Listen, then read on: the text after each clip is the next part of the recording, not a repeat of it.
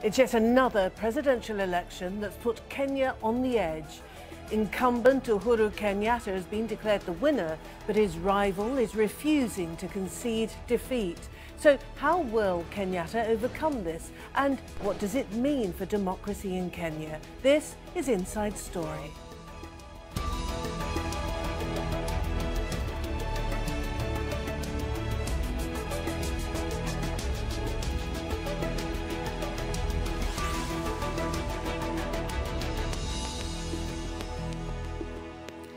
Hello and welcome to the programme. I'm Martine. Now, extending a hand of friendship. That's a message from Kenya's newly elected incumbent president, Uhuru Kenyatta, to his rival after one of the most hotly contested campaigns in recent years. But the opposition is refusing to concede defeat. There's been violence in the opposition stronghold of Kisumu, as well as in the capital, Nairobi. We've got a lot to get to with our guests, but first, Mohamed Ado has the latest from Nairobi. After a three-day wait for the results of a heated presidential election that brought the country to a near standstill, a winner was finally declared. I therefore wish to declare Honorable Uhuru Kenyatta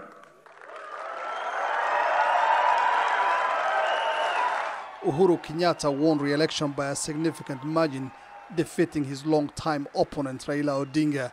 Uhuru made an emotional and conciliatory speech to a nation divided by one of the most hotly contested elections in history.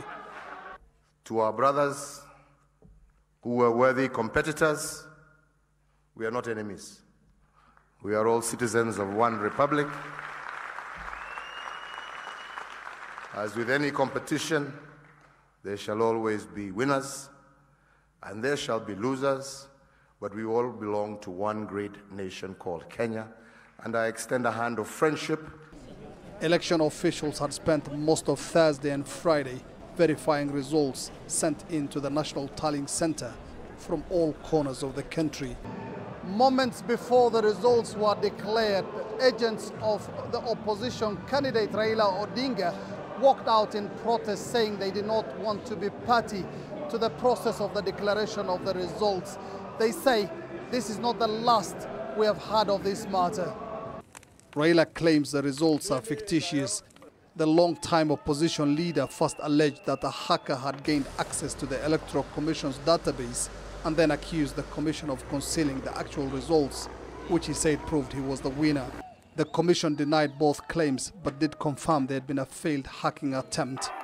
At one point, the opposition claimed victory, fanning already rising tensions. I think this has been an entire charade. This is a disaster. You do not just hold an election for the sake of it. And the election is not about announcing winners and losers. Elections is a process, is about participation, is about exercise of political rights. In Nairobi, Kenyatta's victory was greeted with celebrations. Hundreds of his supporters gathered in the heart of the city. Protests followed the declaration of the results in parts of Kisumu, one of Kenya's biggest cities and an opposition stronghold. Demonstrators also burned tires, set up roadblocks and clashed with the police in parts of the capital, Nairobi. Security has been beefed up across the country. Most Kenyans are keen to avoid a repeat of the violence that followed the 2007 election, in which more than 1,200 people were killed.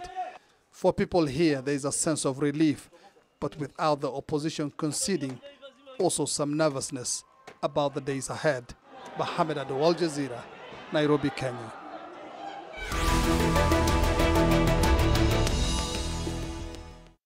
All right, time to introduce our guests now.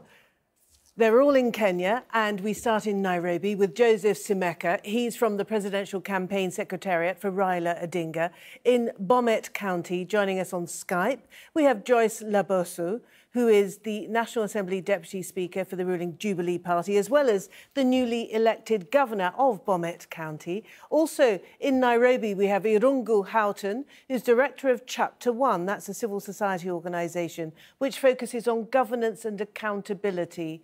Welcome to you all. Irungu, can I start with you because you are in the capital? We've just seen some scenes which look terribly ominous. We've got soldiers on the streets, tyres are burning, we've got lots of young men fleeing down streets. How representative are those scenes of the situation in the country as a whole, would you say?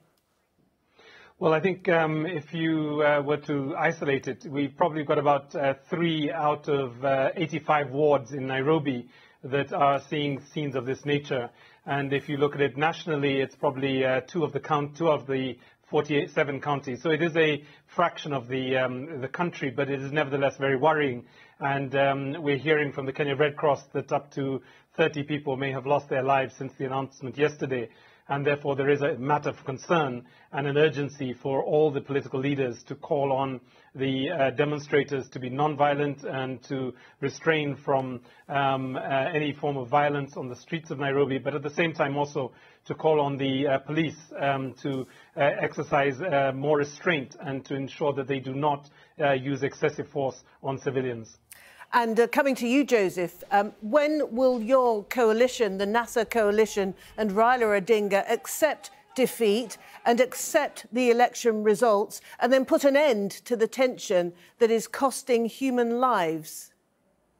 You accept defeat in an election if and when you have been defeated justly and in accordance with the rules provided for conducting this kind of election. You do not accept as an election that has been stolen. You do not accept defeat. Raila Odinga has not been defeated. This election has been stolen. It's so blatant. It's so clear. So there's no reason why he should accept. And this is not about Raila Odinga and the NASA coalition. This is about Kenya.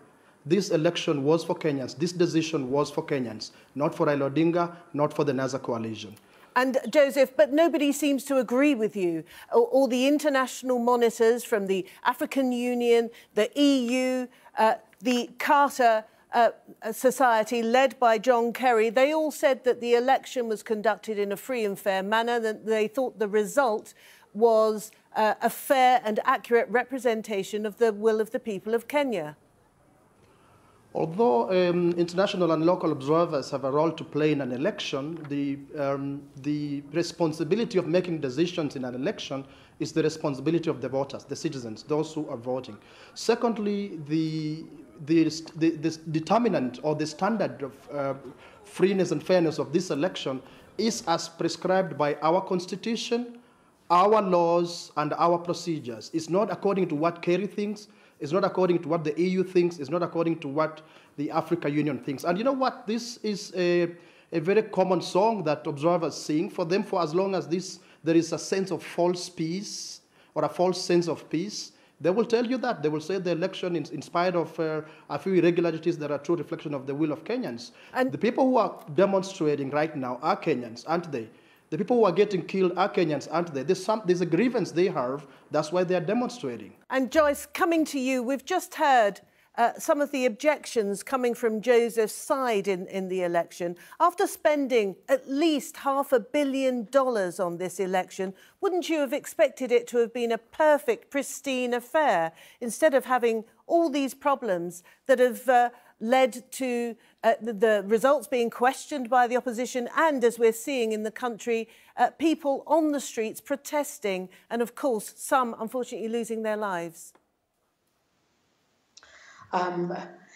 That is one way of looking at it, but I can assure you that the elections were held in a very transparent and free and fair way.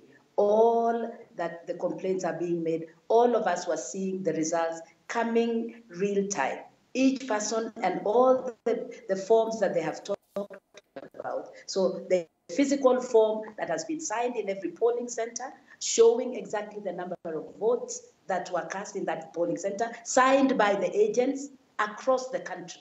And then there is, of course, that which was being transmitted, that was being transmitted digitally. So really, of all the elections that have been done in this country, these are the elections that have been the most transparent and the most, free and fair and very, where we were able to see the results as they were coming in. What is going on right now You know, I mean, it is just a result of not being, you know, not really getting the numbers. You know, it's not anybody's fault. The Jubilee Party that I belong to, you know, did everything, bent over backwards. All the things that the opposition had asked for were done.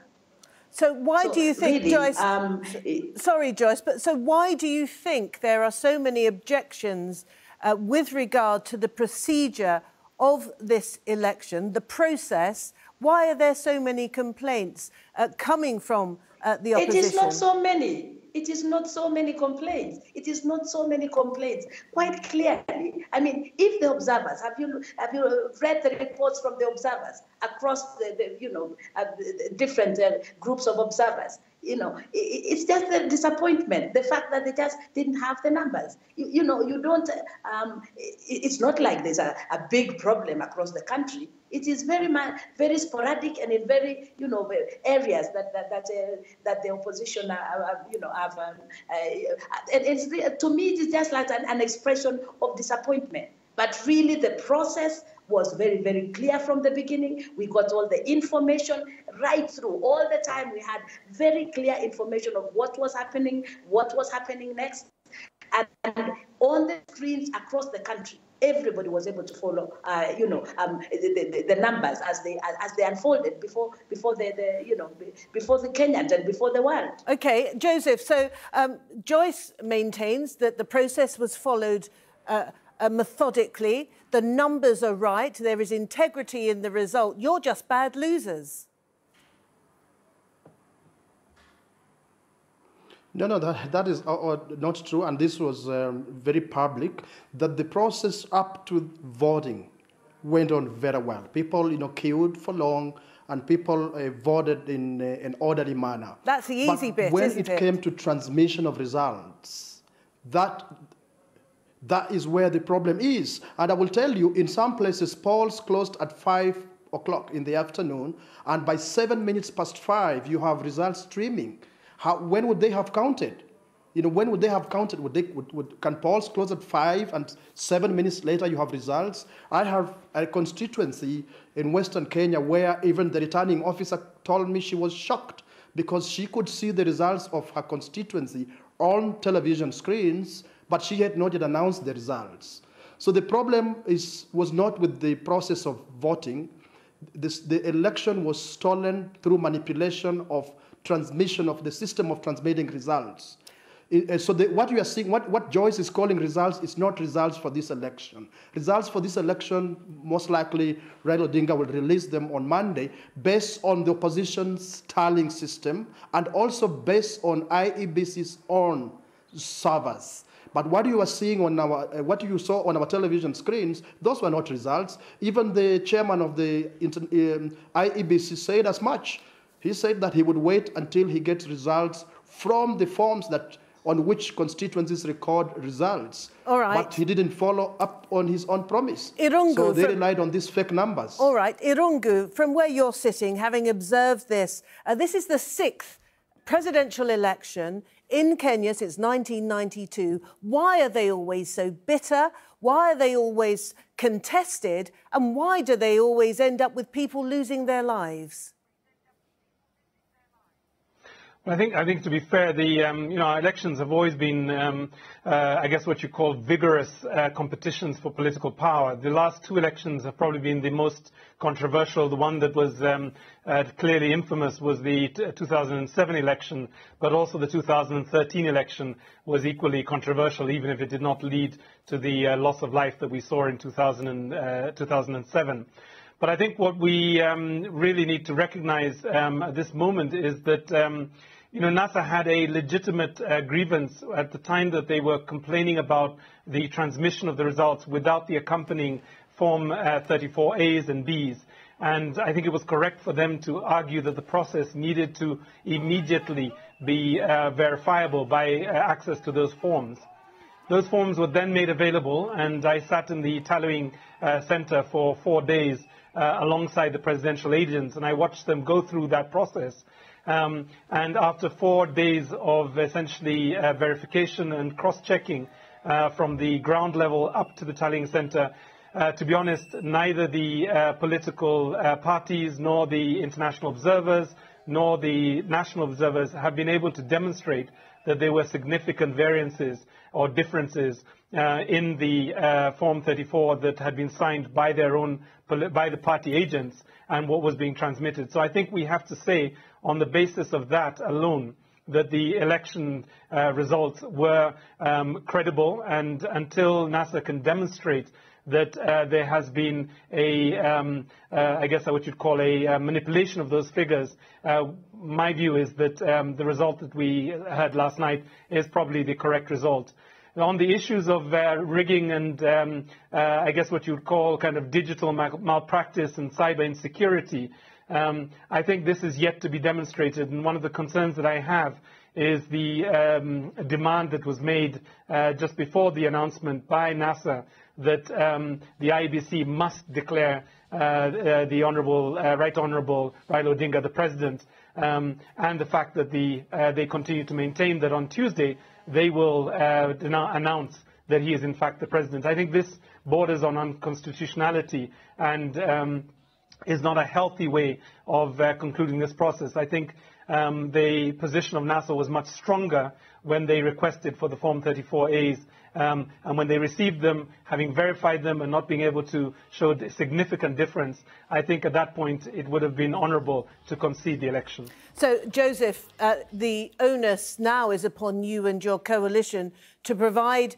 evidence, incontrovertible evidence of what you say is malfeasance in the whole process, and bearing in mind the responsibility with all of the leadership in Kenya, of course, is the protection of ordinary people. At the moment, people are dissatisfied and people are dying. I repeat this because that is the bottom line, isn't it? People are losing their lives. People are not just losing their lives or dying, as you're putting it. They are being killed by the police. The people who are going out in the streets to demonstrate are not killing each other. It's the police who are shooting them dead. So shouldn't you and your coalition should intervene quickly and provide the evidence that you've been challenged to provide as quickly as possible? The longer there is this tense standoff, the more people are going to die. For every complaint that NASA has raised, and NASA and its presidential candidate have raised with the IEBC, evidence has been provided. There's no complaint that has been raised on the basis of no evidence. And we don't have an obligation to give this to anybody other than the IEBC for it to take action. We are not in a court of law. In the coming 12 to 24 hours, NASA will now provide comprehensive evidence now to the Kenyan public, from whom this election was stolen. So we hear those people who are saying that we should have provided this to the media, to observers. We think they are wrong. When the media began to play along in this game, we went and they were saying that we do not have a tallying center. We went and showed them one of our tallying centers, and they saw the operation and they could confirm that we are doing a very systematic job, receiving forms from all over across the country, and very systematically tallying them to see the actual results of this election. So there is evidence, and IEBC has been provided with that evidence. Joyce, coming to you in Bomet County, ultimately this is about the people's faith and confidence in the result of the election. So clearly you have the supporters of the opposition NASA coalition, at least 40% of the country who don't have faith in the election result. What exactly do you propose to do in order to allay their fears that their votes have been stolen? I think at this point, really, the best that can be done is to really get these people to calm down and stop these protests and demonstrations, because now we are losing lives for really no apparent reason. So for me, I mean, that process and this evidence that you are really asking for needs to come out very quickly, because everybody has been saying, you said you wanted the Form 34, A and B, they were provided. And these are forms, 40,000 of them were provided from every single polling center in the country. So you have the hard copies of what of the results coming from the polling centers, and you have what was provided digitally, and both of them tally. There is no difference between the two, and therefore the results that have been given are, you cannot be anything other than the true results of this election, that Uhuru Kenyatta did win the elections. And it's very interesting, because how is it that we are finding so much fault with the presidential tallying, and yet we are very quick to accept all the others, from the MCA all the way to the members of parliament, to the governors, to the senators, and yet the process was the same. And the tallying that was being done, all of it, at the polling centers. So for me, I would really like to urge the NASA coalition that this country belongs to all of us. You must accept that the Jubilee coalition have won the day. And I know what has been happening, really. The last two elections have been very competitive. And you can see even the numbers. They are not very far apart from each other. All right, Joyce, so we need to reach out to each other. Thank you. I think that we've got a very clear idea of both of these opposing points of view. Irungu, coming to you with the final thought for this programme here on Al Jazeera. Whilst the two sides are squabbling, what kind of damage is being done to society in Kenya? How far away, to put it another way, is Kenya from the terrible scenes, the appalling violence of 2007, 2008? I don't think there are any signs that we will go to the state that we were in 2008, because I think the maturity of the NASA leadership and the Jubilee leadership will pull us back from that process. I like to be hopeful that this is the case. And we must remember that in 2008, we really saw, over 1,000 lives lost, hundreds of thousands of people displaced. But that affected 5 provinces, several tens of counties, as we now call them. Whereas in this case, what we are seeing essentially is 2 counties and 2 or 3 wards that are affected by this. And this is not to minimize the loss of life. I think, as we've said, there may be up to 30 lives that have been lost in the last day or so. And 1 life is just 1 life too many. So I do hope that this resolution will come quickly. I do hope that NASA will focus itself on a legal petition or any other non-violent path to press its own case. And I do hold out to the colleagues that they are mature and that they are responsible, and that this is the path that they will take. And I know that even as we speak now, there are press conferences taking place where NASA is engaging the nation in its point of view. And I hope dialogue will come to prevail over violent demonstrations and provocation that might lead our law and security forces to cause further loss of life. And the real problem in Kenya, Irungu, is the fact that the ethnic divides, if you like, the fault lines in Kenyan society are those of ethnicity that come to the fore and are exploited by political tensions. Well, like all modern democracies, we have several fault lines. Identity is one of them, and ethnicity for us is the key issue, but no more different than the United States of America, for example, with racism.